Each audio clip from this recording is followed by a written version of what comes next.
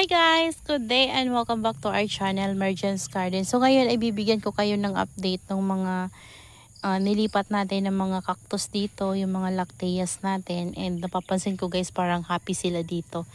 Nauulanan sila, tapos naiinitan dito na area. And sobrang ganda guys, alam nyo ba? Nagkaroon ng mga new growth, ang bilis ng mga lacteas natin. Ayan, tingnan nyo.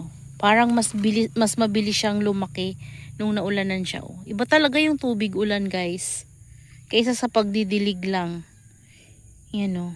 Tingnan nyo. Oh. Parang nakaraan hindi pa gaanong malaki to. Tapos yan o. Oh. Ayan o. Oh. Sobrang ano na. Oh. Lumaki agad o. Oh.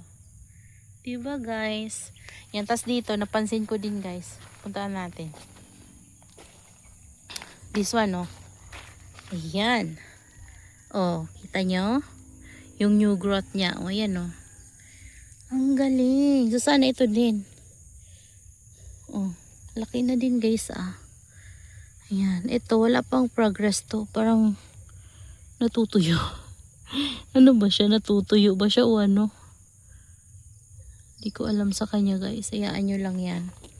Diba? Tapos ito guys oh.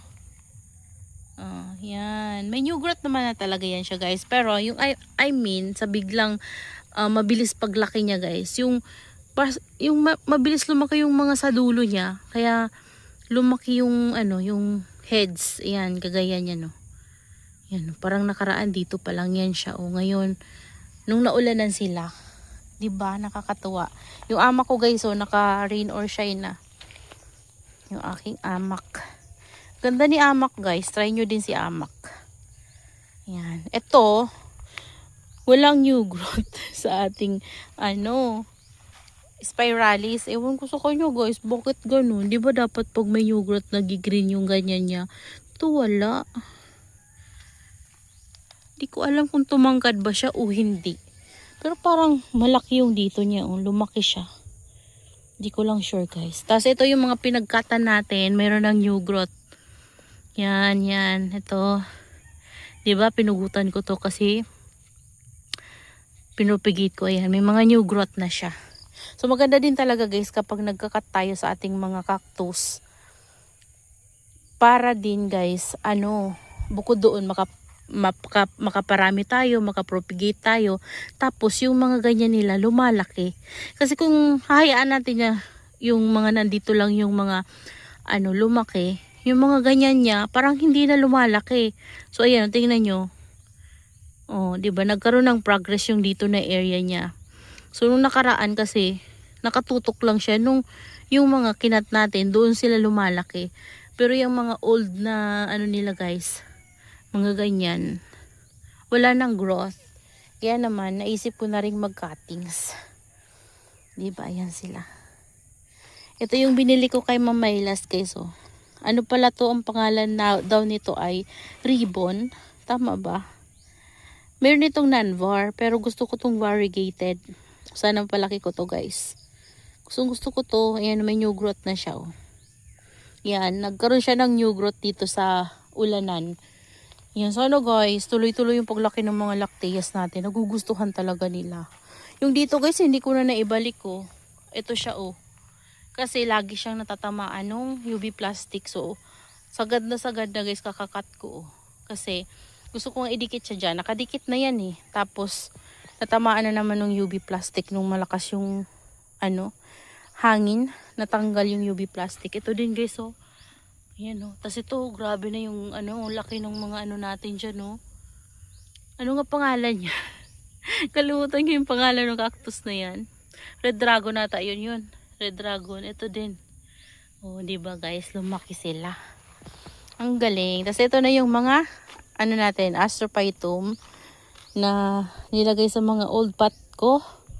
At yung ano dito na mulaklak last time, tinry ko siyang i-pollinate. So mag-isa lang kasi siya pero hindi siya guys nagkaroon ng ano, buto. So hindi naging successful. So kailangan kasi cross pollination. So hindi pwedeng mag-isa lang siya. So, dapat may kasabayan talaga. Ayan. Pero, antayin ko lang guys na mamulaklak sila ulit. Ayan, na sabay-sabay para makapag-pollinate tayo.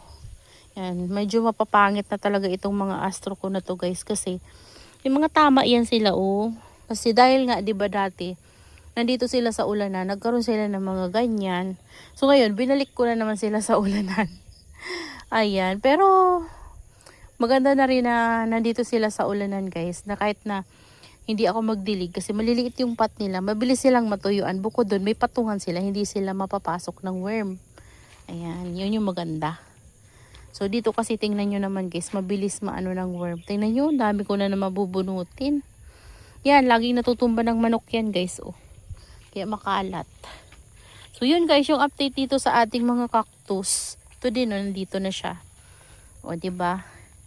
Mas maganda talaga na nandito sila. O kahit na umulan, hindi gaanong matilamsik nung nagkaroon tayo ng buhangin dito sa sa lupa. So maano talaga, madumi yung tilamsik ng lupa. Mas maganda yung buhangin. Ayan. Tapos ito, nilipat ko na to dito. Sabi ko sa inyo, ayusin ko to, pero hindi ko naaayos guys. Oh. Ito nga, tingnan nyo. Oh. Ang cute oh. Ayan oh. New growth niya guys. New growth. Ganda. Ito may kumain uod. Ayan. So, hinayaan ko na lang yung mga nakatanim dito guys. Ayan oh. Ito yung freebie sa akin before. Ayan siya. Same lang naman siya dito eh. Ayan. Pero hayaan ko na lang dyan guys. Hayaan ko na lang sila dyan. So yung mga nandito natin guys ay okay lang naman sila. Yung mga bago nating propagation ng Donkey's tail, burrito, tsaka this one. Sino nga iyan? Makakalimutin na talaga tayo. Basta yan. So yan yung mga bago nating propagation. Okay lang naman sila guys. Ito nga, hindi ko pa naayos oh.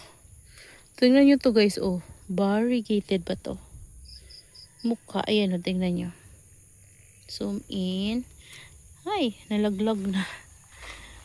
Parang variegated to guys. Ayan nyo oh. Ayan oh, parang variegated. Nilaglag kasi to guys ang manok.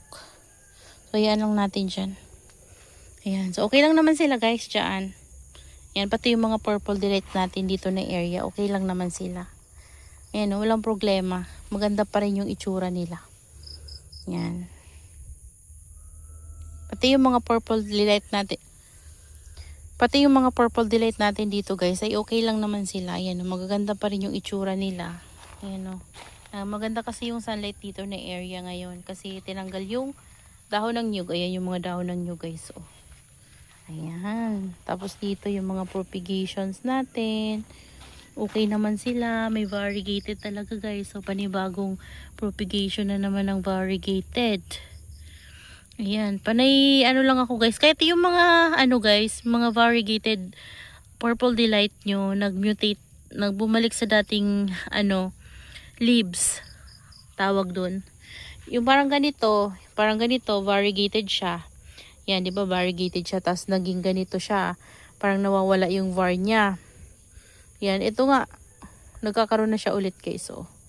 So, parang bumalik siya sa dating color ng purple delight, hindi na siya variegated. Yung mga leaves nun guys, kapag pinupagit nyo siya guys, may lumalabas pa din na variegated. Kaya okay, titigil kaka-propagate, propagation, doon kayo makakarami ng variegated purple delight. Yan, kagaya nito, galing sa Lipropa. Yan, tapos this one, galing sa Lipropa guys. Kasi ito, galing na talaga to sa puno. May mga tumubo dyan. Yan o, naglalagas na siya guys, nag-start na. Ayan o, kasi lagi siyang naulan na, naiinitan dito na area. Yan o. Pero maganda yung color niya dito guys na area. Ito cuttings naman to guys. Yan. Ito dati na to, ganito siya. Parang parang reverse lang to dati. Tapos naglagas siya. Kasi naging ganito na nung last na. So naglagas. Ayan. Pero okay lang guys. Ayan o. Kagaya nito guys o.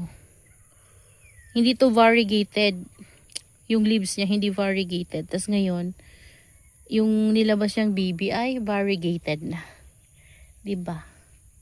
So yan lang guys. That's all for today's video. Yan.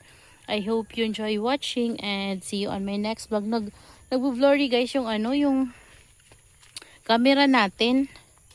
Ayan oh. Nandito ko pala guys nilagay yung iba natin na inner miss. Ayan yung iba nating inner miss. Parang feeling ko lumalaki na sila guys oh. Ayan. Malaki na. Ayan. So, yung iba namamatay. Pero hindi maiwasan talaga yung ganun, guys. Ayan, nag-blurry yung camera natin. Pero, okay lang. Yun lang, guys. That's all for today's video. Yan, I hope you enjoy watching. And see you on my next vlog. Happy gardening, everyone.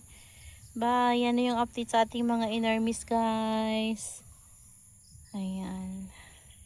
Meron pa tayo dun sa cactus area natin.